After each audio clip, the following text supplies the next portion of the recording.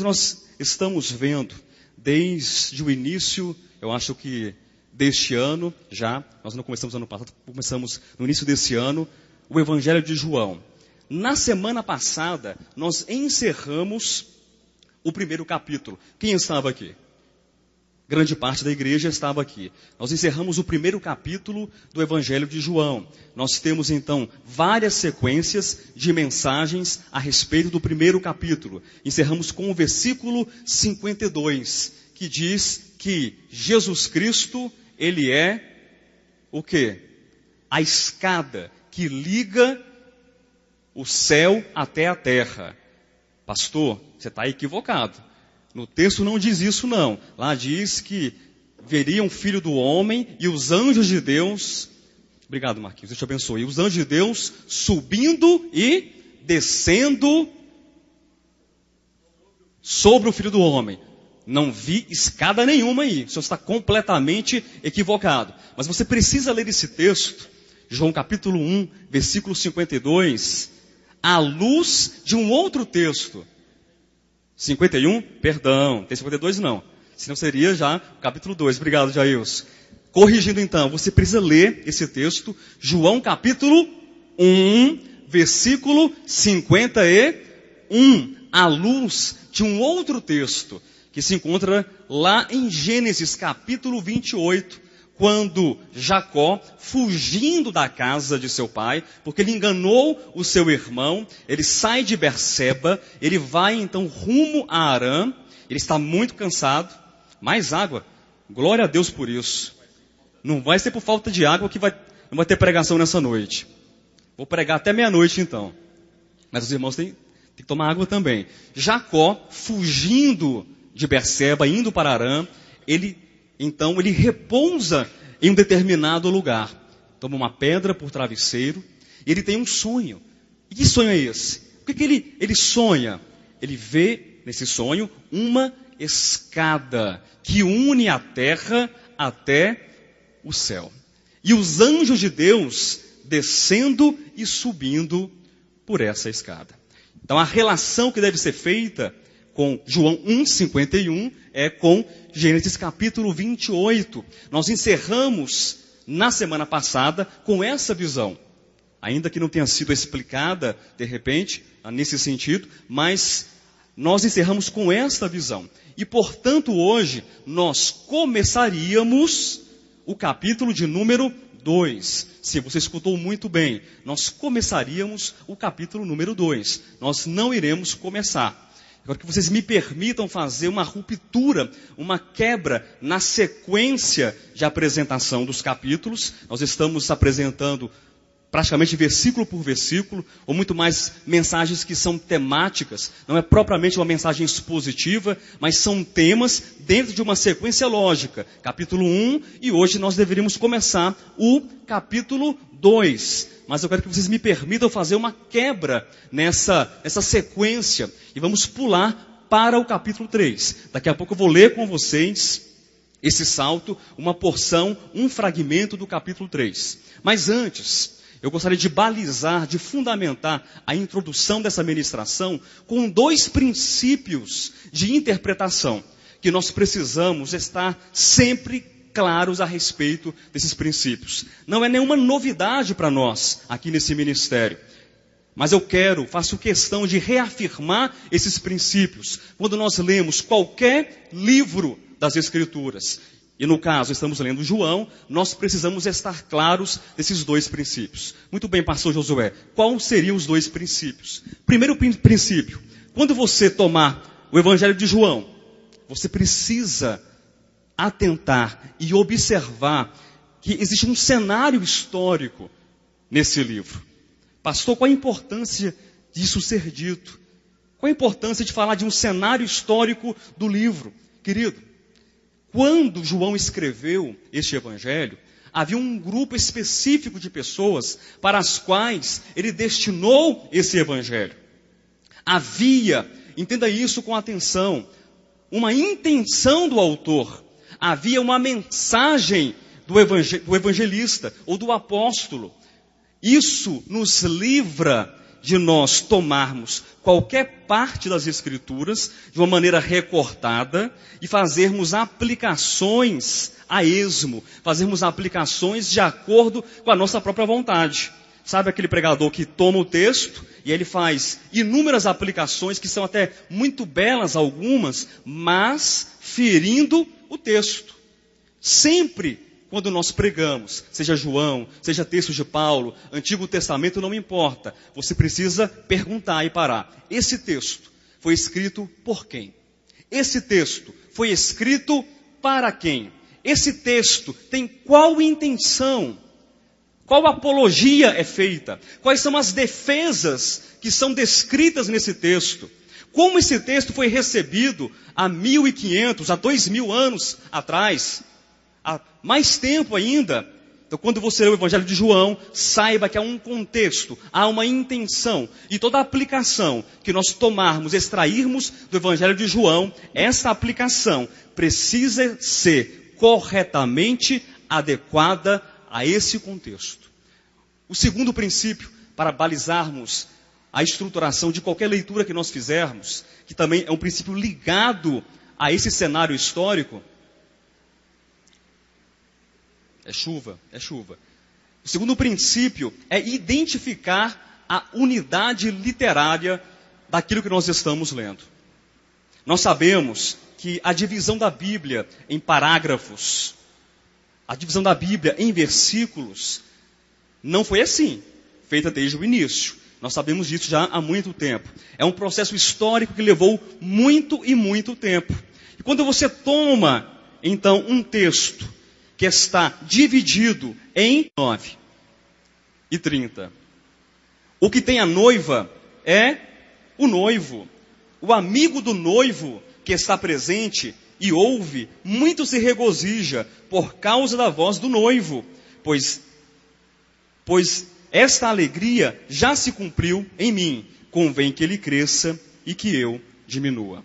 Quero também aproveitar para falar o título da mensagem dessa noite.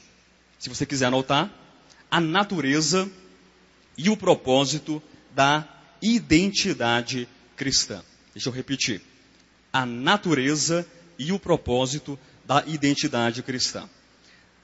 Na última ministração, fazendo um retrospecto da mensagem, nós ouvimos na ministração de que houve um tríplice testemunho de João Batista em relação a Jesus Cristo.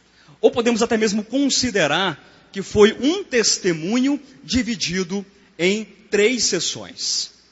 É importante frisar, queridos, que desde o primeiro versículo de João, nós temos ali uma apresentação, um abre-alas, e não confunda com a expressão carnavalesca, tá? Mas um abre-alas de quem é Deus, das características desse Deus que se fez conhecido para os homens.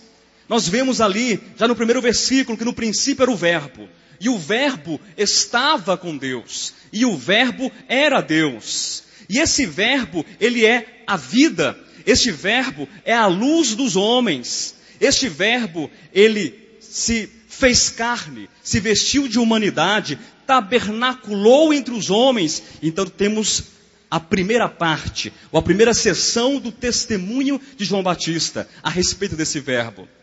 E esse Verbo, ele tem a primazia, porque ele é desde o princípio. Ele é desde o princípio. E por ter a primazia, ele é o Deus unigênito que está no seio do Pai. E na segunda sessão do testemunho de João, nós temos ali dizendo que este Verbo, que tem a primazia, ele é o maior de todos os profetas. Pastor, eu não lembro disso não. Pastor Alexandre ministrou, mas eu não encontro isso. Perceba que na segunda sessão, existe ali uma pergunta dos fariseus para João Batista. Afinal de contas, quem é você? Mas aquela pergunta, no fundo, não era dirigida diretamente a João. Mas quem é você? Será que você é o prometido? Você é o descendente? Você é o profeta? Você é o Cristo? Essa pergunta, ela é dirigida, na verdade, para saber quem é Cristo.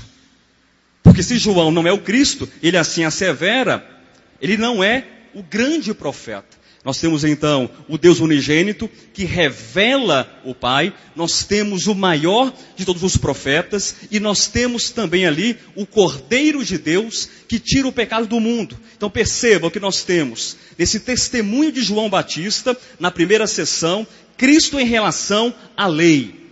Moisés, ele trouxe a lei, as sombras, as figuras, mas Cristo, quando veio, ele trouxe a manifestação da própria graça, sendo ele a graça, trouxe a própria realidade. Cristo também é visto em relação aos profetas, ele é o maior dos profetas, ele é o profeta, podemos até mesmo dizer que ele é não apenas o profeta, ele é o servo de Yahvé, ele é o anjo do Senhor, ele é o bispo de nossas almas, ele é o grande pastor da nossa salvação, ele é o grande sumo sacerdote, ele é o apóstolo da nossa fé e da nossa confissão. Portanto, ele também é o profeta, aquele que fala por Deus, aquele que fala transmitindo a vontade, o caráter de Deus aos homens. E vemos também na última sessão, Cristo sendo apresentado em relação à sua obra salvadora, à sua obra messiânica, porque ele é o Cordeiro. Ele não é um cordeiro, ele não é mais um cordeiro dos milhares e milhares de cordeiros que foram apresentados, que foram imolados, que foram sacrificados.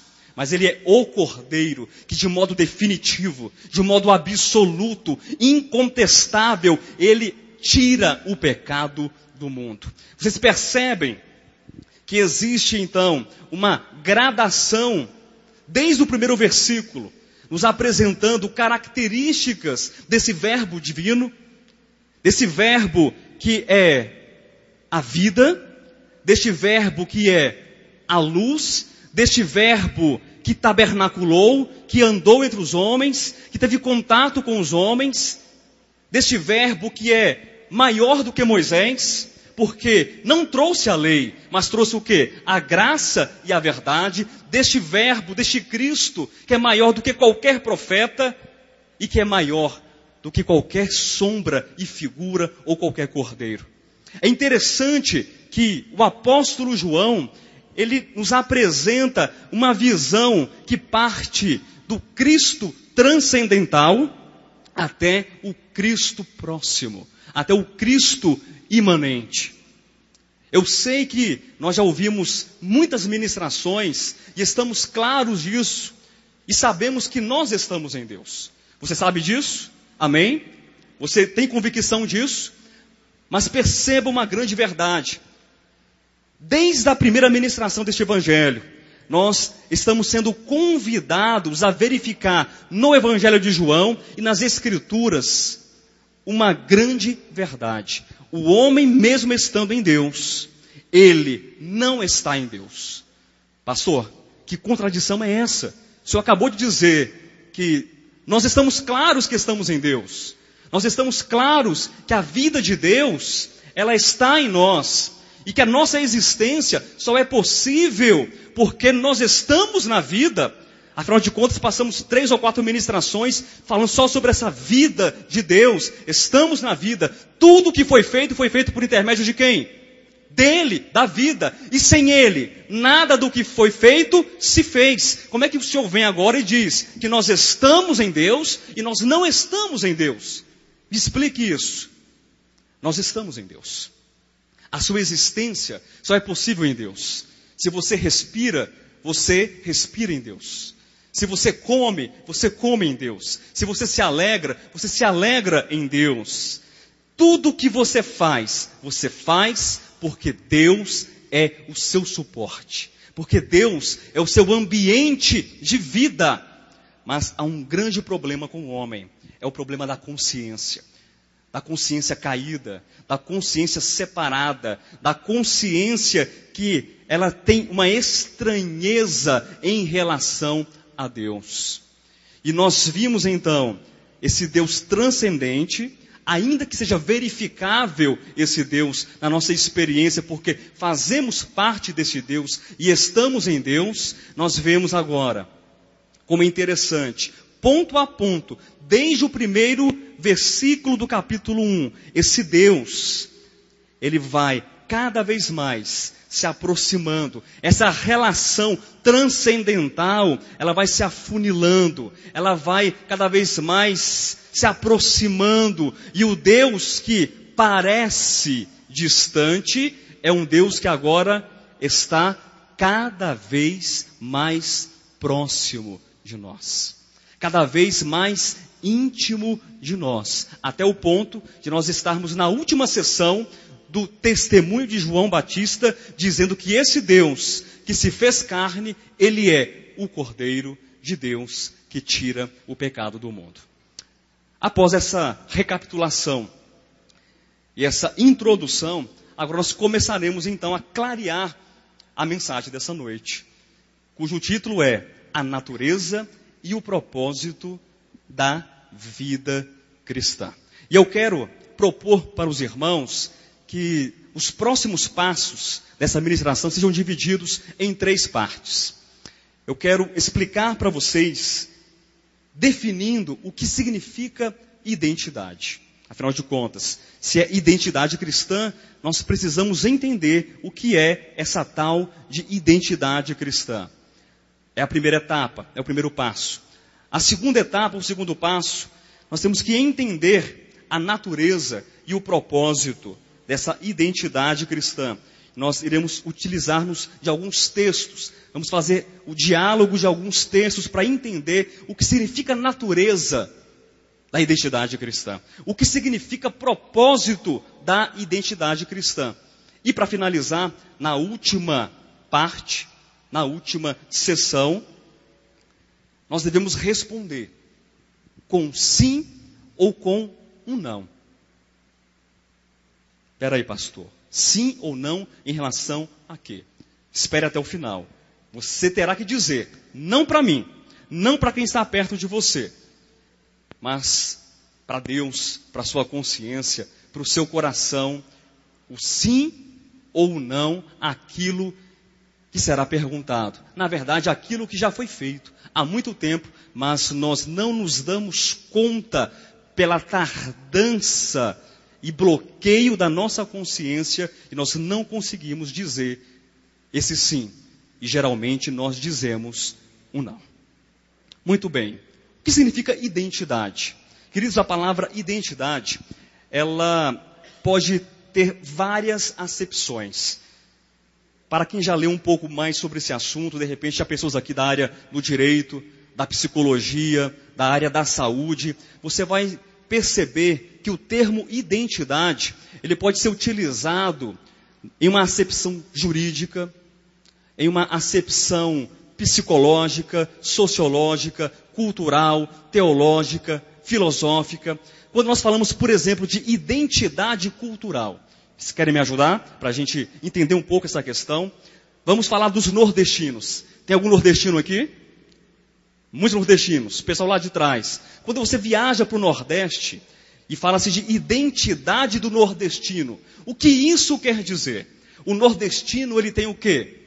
Uma comida, tem uma gastronomia que o identifica. É possível falar isso? O nordestino tem uma história, ele tem um sotaque. O que mais? Ele tem costumes, ele tem o quê? Uma série de fatores que são características do seu estado, que são características do seu lugar, que são características, por sua vez, diferentes daqueles que estão no Rio Grande do Sul, que estão no Centro-Oeste. Então a identidade pode ser uma identidade cultural, pode ser, por exemplo, uma identidade religiosa, e disso nós já estamos muito acostumados. Na verdade, queremos fugir dessa identidade, desses estereótipos religiosos. Todos nós já tivemos experiências muito amargas e muito negativas sobre identidade religiosa. Porque pessoas nos falaram da seguinte maneira: você precisa fazer isso, você precisa comer isso. Você precisa vestir isso. Você precisa entrar nesse caixote. Aí de repente a gente começa a quebrar essas estruturas que nos identificam. Há igrejas, há grupos que não conseguem ver que a Bíblia é um livro histórico também, embora inspirado por Deus, com coautores que escreveram a Bíblia a partir de uma inspiração, de uma condução, de uma orientação divina, não conseguem entender que a Bíblia, ela caminha num eixo histórico. E então obrigam as pessoas aqui nesse quadrado, aqui nessa religião, aqui nessa identificação, você precisa cumprimentar os irmãos com ósculo santo. É engraçado que o irmão não pode dar o beijo santo na irmã, porque é pecado. Aqui nesse lugar você precisa lavar os pés dos irmãos. É uma identificação, é um quadrado social, é uma identidade religiosa. E engraçado novamente, que nem todo mundo lava o pé de todo mundo, mas é uma identidade externa. E não conseguem verificar que seja o ósculo, seja o lava-pés, seja o véu, seja um tipo de roupa, qualquer coisa que esteja fora, não deve garantir quem nós somos interiormente, não deve definir quem nós somos interiormente. A sua identidade não pode ser postulada, a sua identidade não pode ser rotulada por aquilo que você veste, por aquilo que você come. Identidade cristã possui como referencial, identidade cristã possui como porto, como origem, como paradigma, Cristo. Afinal de contas, se é uma identidade cristã, não é uma identidade religiosa, não é uma identidade civil, não é uma identidade gastronômica, cultural, filosófica, não é uma identidade psicológica, não importa qual identidade, qual acepção, qual termo você vai utilizar para a identidade. Nós estamos partindo de uma base, nós estamos partindo de um referencial. A natureza e o propósito da identidade cristã.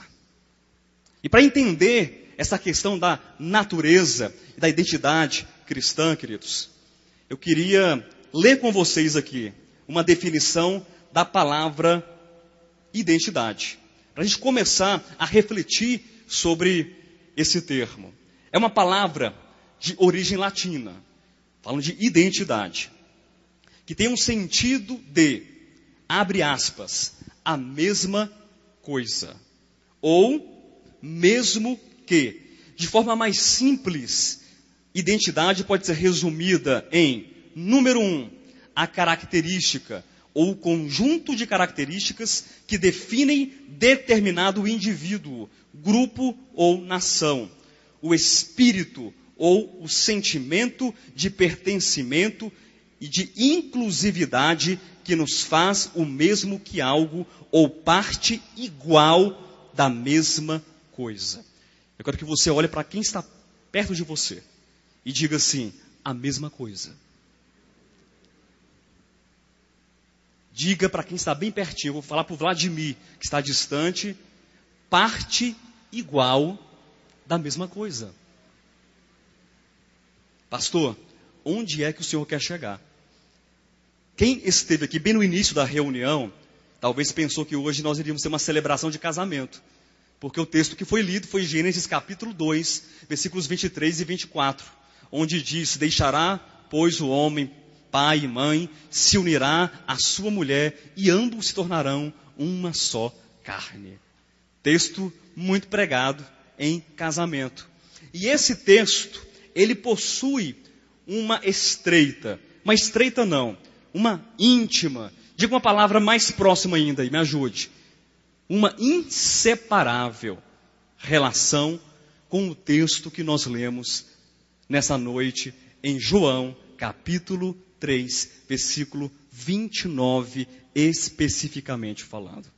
O texto, na linguagem pedagógica, rudimentar, porém extremamente profunda de Moisés, é um texto que dialoga perfeitamente com o texto de João, capítulo 3, versículo 29. Eu faço questão de ler esse texto novamente.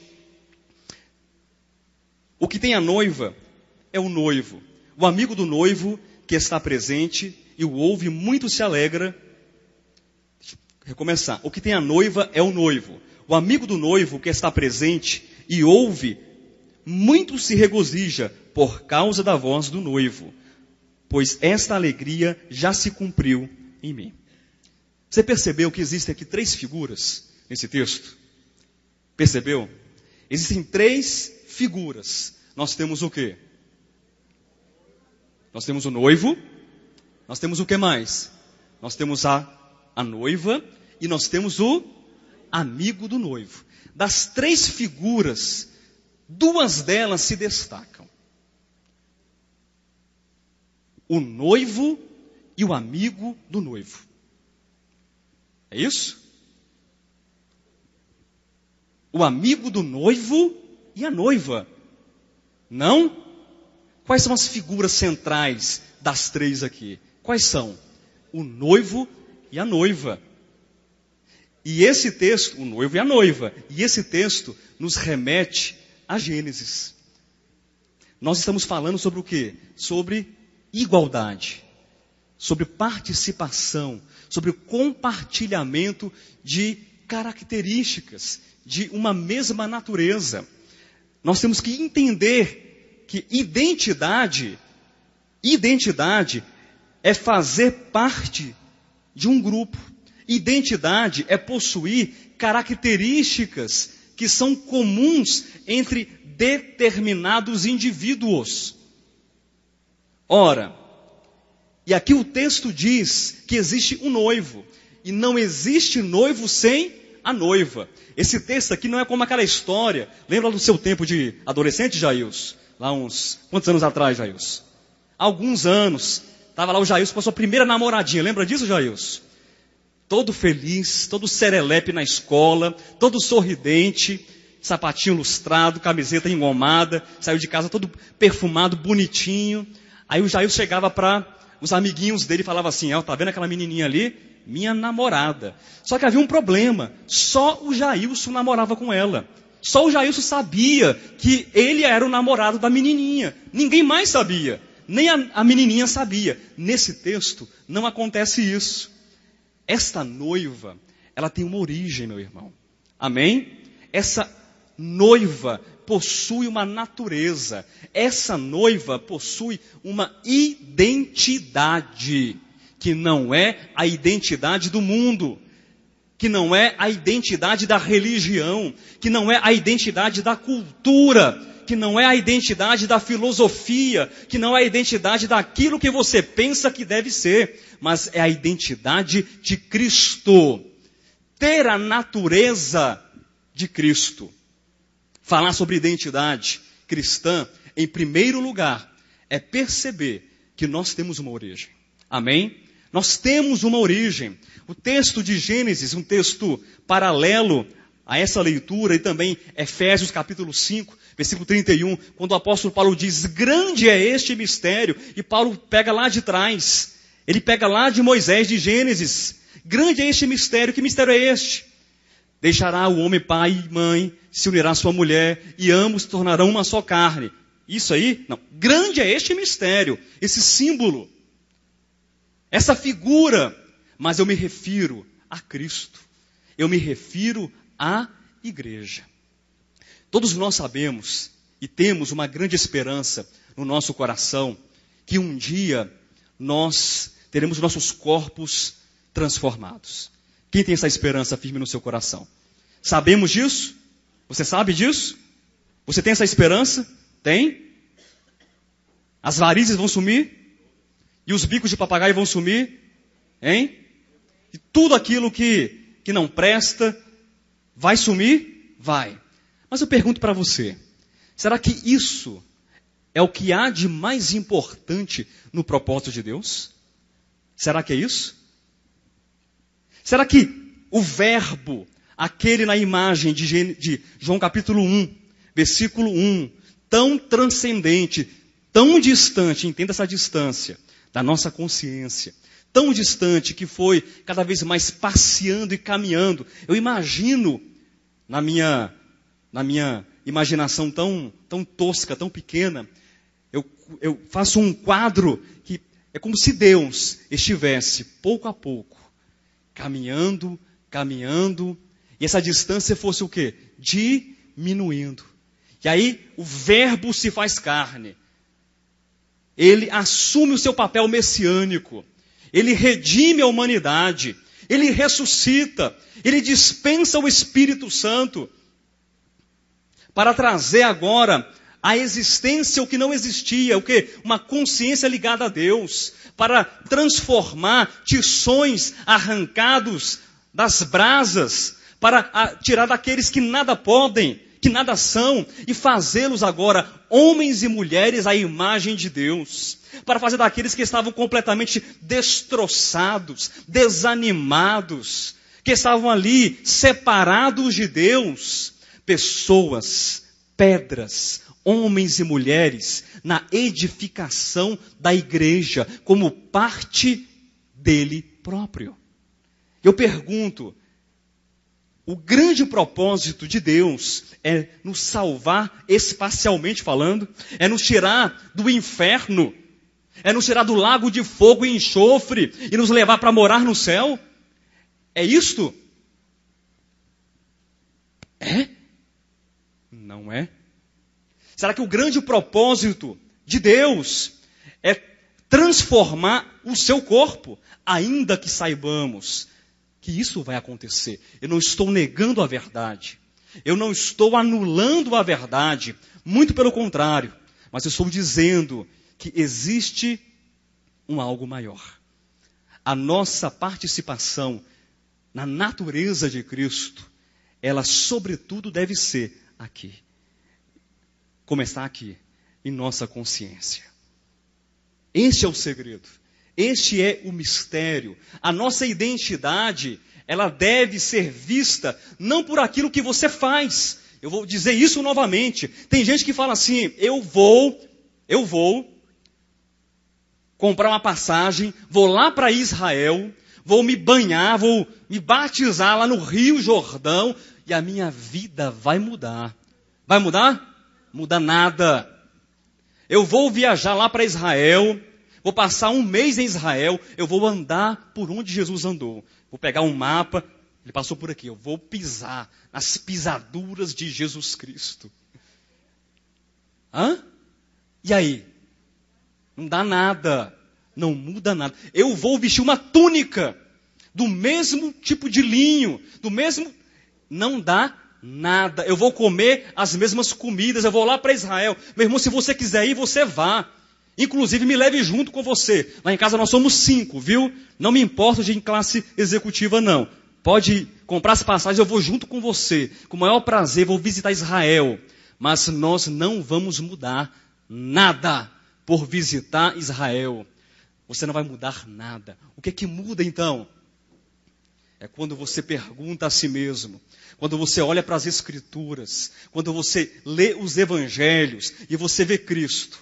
E aí você pergunta como esse Deus feito homem, como essa escada que liga os céus à terra se comunica com as pessoas. Como é que ele sente, como é que ele faz, como é que ele produz vida nos outros.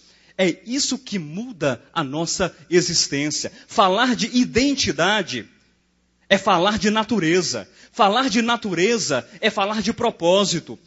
São termos inseparáveis. Mas natureza cristã é natureza cristã. Não busque em outro lugar. Não busque uma outra fonte. Não busque nem no Papa, nem na religião, nem no pastor. Busque em Cristo. A natureza cristã está em Cristo. Na terça-feira nós estávamos aqui e eu fui surpreendido positivamente por uma frase. Eu quero compartilhar. Aquilo que é bom tem que ser dividido, viu? Aprenda essa lição. Aquilo que é bom tem que ser dividido. A irmã Natália compartilhou na reunião de oração.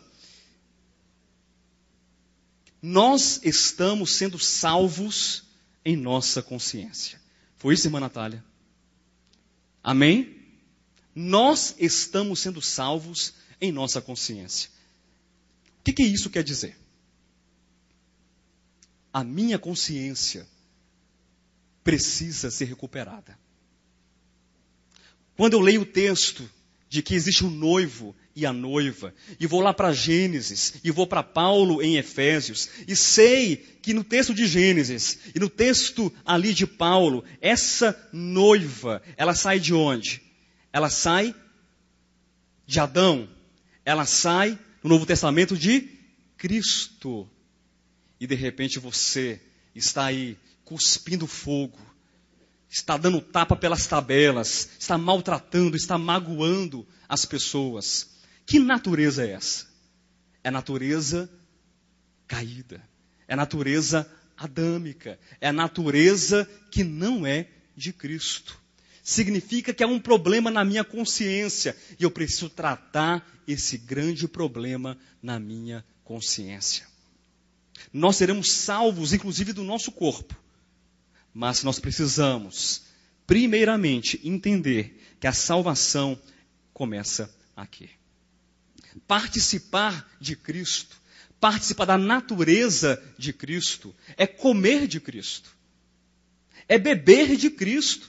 E nós nos lembramos então de João, capítulo 6, onde Cristo estava ali dizendo que vocês precisam comer de mim, vocês precisam beber de mim.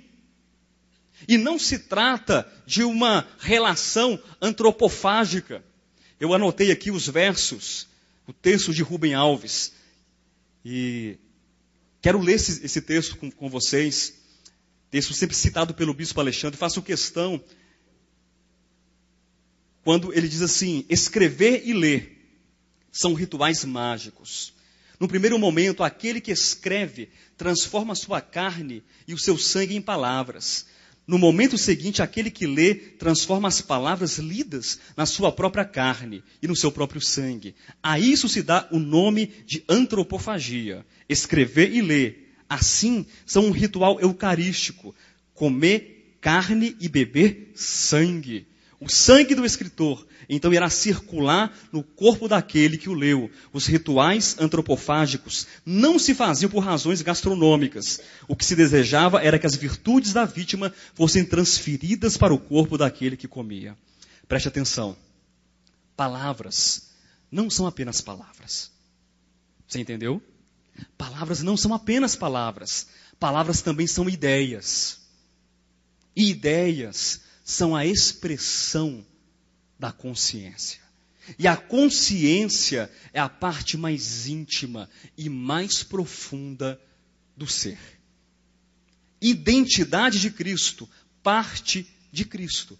Em um primeiro momento, quando nós vemos então que as palavras de Cristo são espírito e são vida, essas palavras, elas são ideias. Essas ideias, elas expressam as características, expressam os sentimentos, expressam os valores, expressam os atributos, expressam as credenciais, expressam quem Deus é em seu caráter, em sua natureza. E o diabo vem mentindo para nós, dizendo que Deus é mau, que Deus é corrupto, que Deus é tirano, que Deus mata, que Deus maltrata, que Deus aprisiona, que Deus é isso, que Deus é aquilo outro. Cristo nos faz perceber, pelo seu jeito simples de agir, pelas suas palavras aconchegantes, que Deus é amoroso, que Deus é misericordioso, que Deus é justo sim, mas que Deus tem um desejo enorme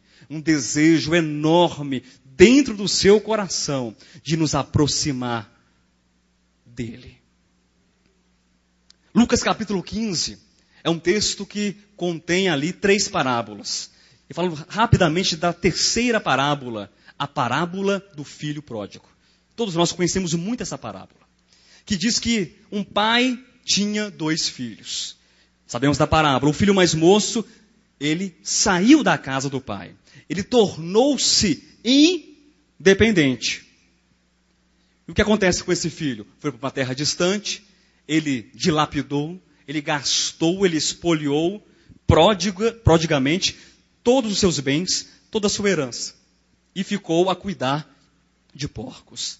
Em uma terra próxima ou em uma terra distante? Em uma terra distante. Esse é o problema do homem. Esse texto de Lucas capítulo 15 deve ser lido, abra sua Bíblia, em Efésios capítulo 4, versículos 17 e 18.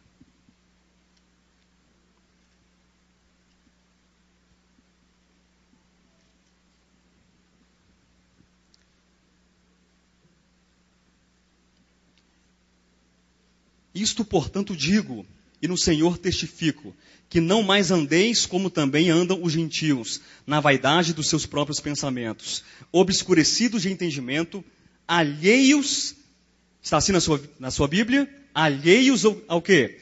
A vida de Deus, por causa da ignorância em que vivem, pela dureza do seu coração. Por que estes aqui do texto estão alheios? Há uma razão no texto? Me ajude, por favor. Eles estão alheios por quê? E a igreja? Por quê? Qual o motivo? No texto. Pela ignorância e pela dureza do coração. É interessante, eu fiz uma pesquisa em algumas versões desse texto e também alguns comentários, que a palavra alheio vem de qual termo? Quem sabe? Alienado. Alheio vem de alienação. São todas palavras que são próximas, fazem parte de uma mesma família.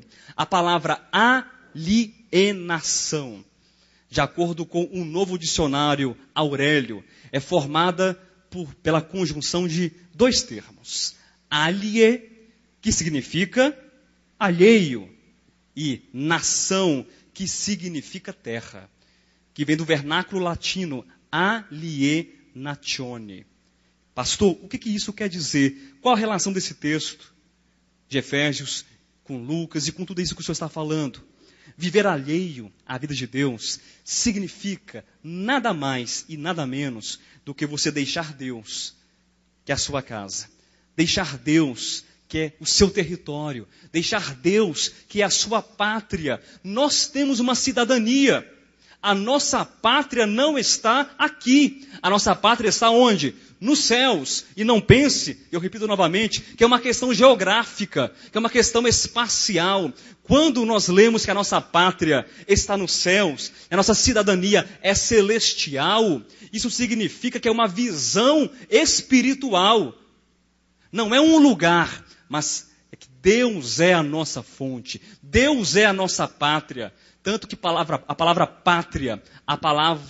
pátria e pai tem também a mesma raiz, o mesmo radical. Viver alheio à vida de Deus, alienado, é viver também da mesma forma que viveu em um dado momento o filho pródigo, que tinha uma casa, que tinha uma família, que tinha um ambiente, mas ele se desligou, não na vida, não organicamente, porque o filho não deixa de ser filho e o pai não deixa de ser pai, mas na consciência existe sim uma separação, e isso rompe com a nossa natureza, na identidade cristã. Nós precisamos considerar isso. A salvação da nossa consciência, ela se dará principalmente quando nós tratarmos a nossa consciência, que tenta se separar a todo momento de Deus, com coisas pequenas ou grandes, não me importa, mas eu preciso decidir, eu preciso entregar meu coração e falar assim: eu preciso voltar.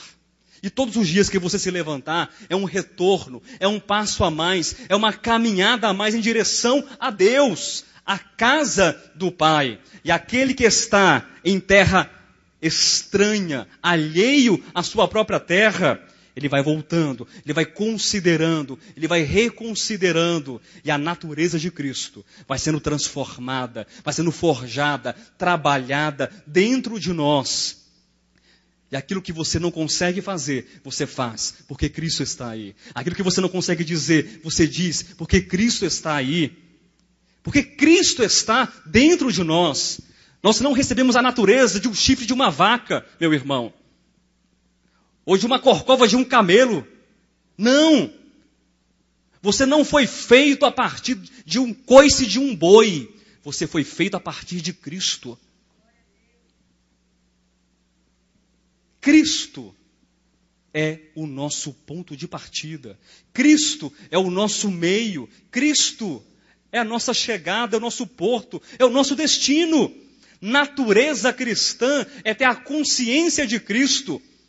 É saber que quando eu leio Filipenses 2:5, tende em vós o mesmo sentimento que houve em Cristo. É ter esse sentimento aqui dentro de mim. Comer as palavras de Cristo, beber as palavras de Cristo, não são uma relação para o corpo.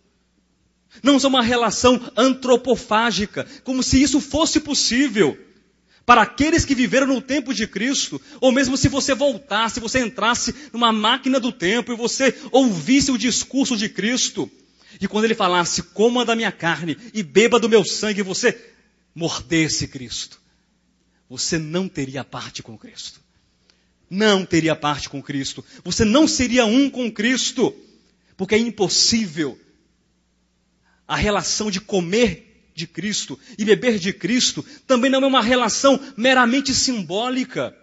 Não é meramente simbólica. Quando você come o pão da Santa Ceia do Senhor, quando você bebe o vinho, o cálice da Santa Ceia do Senhor, e se veste de santidade, como se você fosse um Superman, uma Mulher Maravilha, e alguma coisa mudasse na sua vida, porque você comeu pão e bebeu vinho. A relação com o comer e o beber se dá quando os estômagos da nossa consciência, não é apenas um, mas são vários, comem as palavras, bebem as palavras, comem o caráter, a vida, a natureza, a essência, aquilo que Cristo é, como Deus pleno e homem perfeito. E eu identifico isso na minha vida. E o mistério da piedade, que é Deus feito carne, Deus feito homem, não é apenas um mistério em Deus, mas é um mistério também em mim.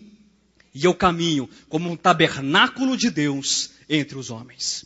Como casa de Deus entre os homens. E a minha natureza, embora externamente corrupta, e a minha natureza externamente ainda degradada, interiormente, é uma natureza cristã. É uma natureza que ama, que abraça, que ajuda, que socorre, que não condena. É a natureza de Cristo em João, capítulo 8. De repente pode ser você. Naquela situação, eu não digo na situação de você estar ali, jogado aos pés de Cristo, pego em flagrante ato de adultério, mas você pode ser o luzeiro, você pode ser o referencial, e está todo mundo ao seu redor. O que é que o Gil vai dizer agora? O que é que o Jailson vai fazer? Olha a pedra na mão do Jailson. Não, não é assim. O que é que você vai fazer? Depende. Que natureza é a tua? Que disposição é a minha? Que caráter é o meu? Isso deve ser refletido por nós. E falar de natureza é falar também de propósito. Eu disse que natureza e propósito estão o quê? Inseparáveis. A natureza é a consciência de Cristo trabalhada em nós. E o propósito? O propósito é entender que Cristo deve ser anunciado, pregado, revelado, evangelizado e manifestado para todo o mundo como o Salvador da humanidade. Este é o propósito. A noiva, lá no Antigo Testamento, ela foi edificada na pedagogia mosaica a partir de uma costela do homem. Ela foi transformada, edificada e foi colocada ao lado do homem.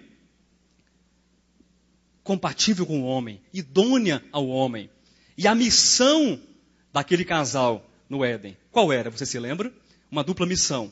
Eu vou encerrar daqui 10 minutos. Era uma dupla missão. Quem é que se lembra da missão? O homem foi colocado no jardim plantado no Éden para fazer o que naquele jardim? Ninguém se lembra? Para cultivar. E para o que mais? Guardar. Guardar e cultivar. Nós já dizemos aqui inúmeras vezes que o jardim é uma metáfora. Que o jardim é um símbolo do quê? Da nossa consciência, do nosso coração, do nosso espírito, da nossa alma, das partes e faculdades interiores do homem. Cristo é o primeiro a guardar.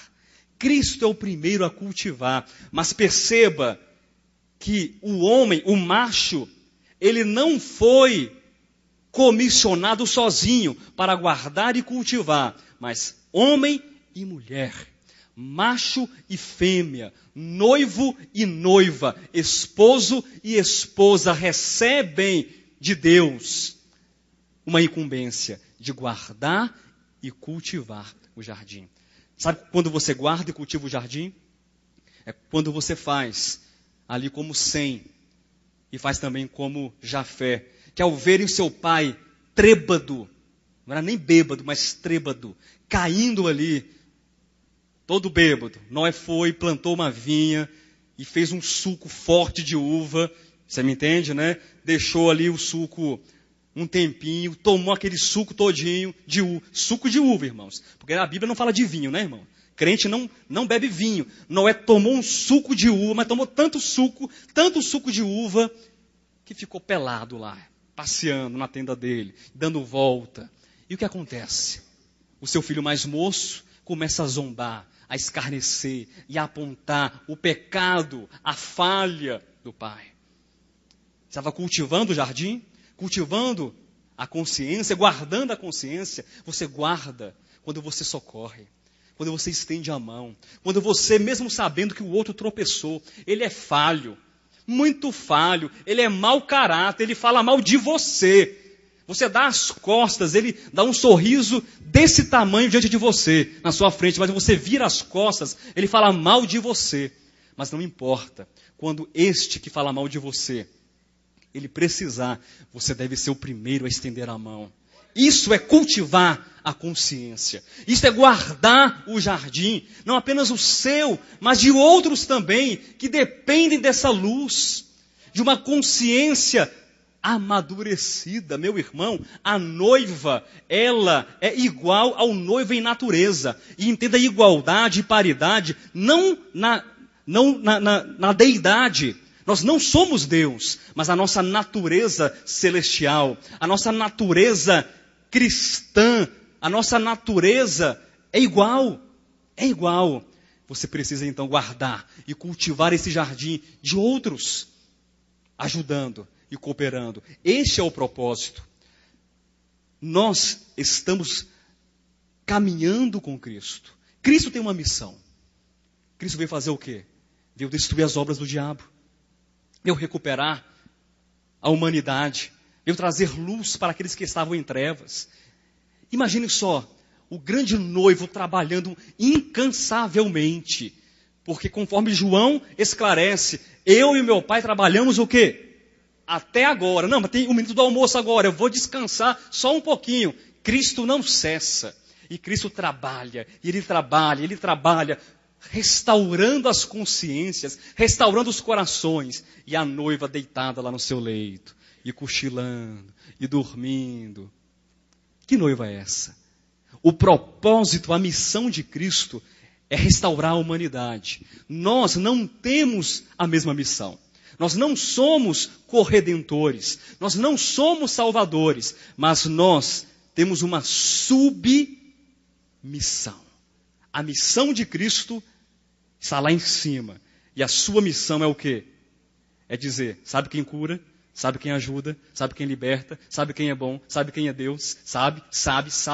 Onde você estiver, seja assim como uma maritaca, como uma gralha, não importa. Você vai falando de Deus, a tempo e fora de tempo. Onde você estiver, fale quem Deus é. Deus é bom. Deus é bom. Deus é amoroso. E isso traz significado para a nossa existência, meus queridos. A natureza se faz na consciência, e a consciência produz então um propósito, que é revelar Cristo à humanidade. E para encerrar, eu disse que a terceira e última parte seria uma pergunta, um sim ou um não. Você foi convidado. Você não é o amigo do noivo. Viu? Você não é o amigo do noivo. Você é a noiva. E entenda a minha alegoria. Porque se você sair daqui, falar, pastor Josué pregou heresia. Entenda a minha alegoria.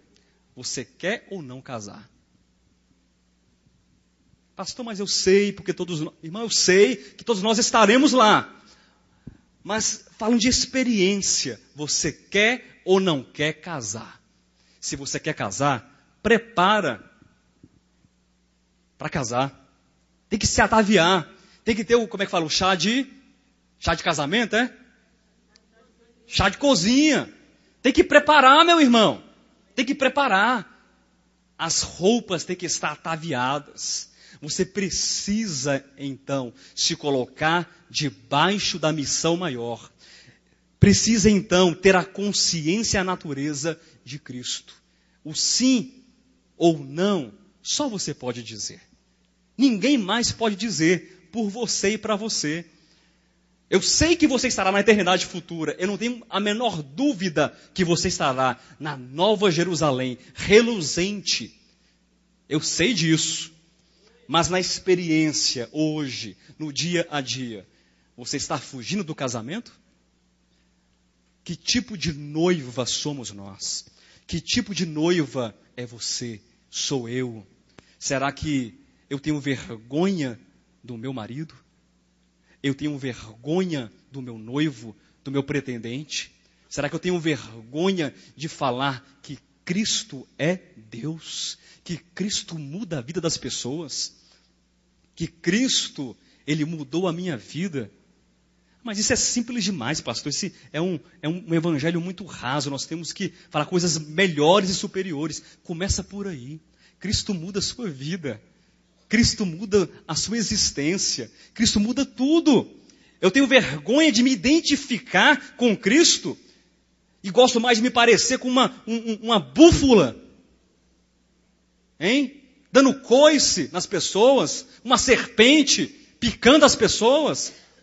Ou me pareço com Cristo, na sua simplicidade, no seu amor, na sua integridade, na sua coragem, na sua fraternidade. É um convite. Sim ou não. Você precisa escolher e caminhar hoje para esse casamento. Eu quero convidar os irmãos a se colocarem em pé.